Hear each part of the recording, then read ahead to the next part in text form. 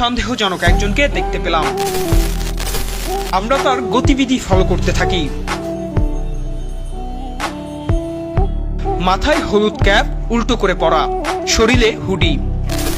আমরা তার চোখ খেয়াল করলাম, যেন সে কিছু খুঁজে বেড়াচ্ছে। লোকটিকে ফলো করতে থাকি। দেখেন লোকটির হাঁটা চলা, বিশেষ করে লোকটির চোখ খেয়াল করুন। টার্গেট খুঁজে বেড়াচ্ছেন হন্যে হয়ে।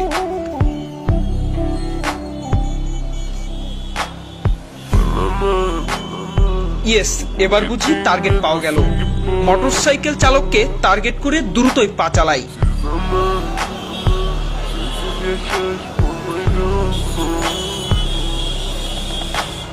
না, টার্গেট মিস।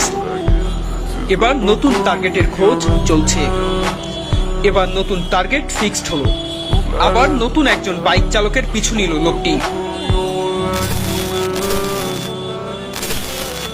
আমরা অপেক্ষা করতে থাকি। না, এবার আর মিস হয়নি। বাইক চালকের পেছনে বেঁধে রাখা ব্যাগটি নিয়ে সগৌরবে ফিরে এলো লোকটি। এভাবেই অন্যের মূল্যবান জিনিস চুরি করে সাধারণ মানুষের ভিড়ে মিশে গিয়ে সাধু সেজে যায় চোরটি। এভাবেই দিনে রাতে গুলিস্তান এলাকায় চুরি, ছিনতাই, পকেটমারের মতো ঘটনা ঘটে থাকে। এই লোকটিকে চিনে রাখুন, সাবধানে থাকুন।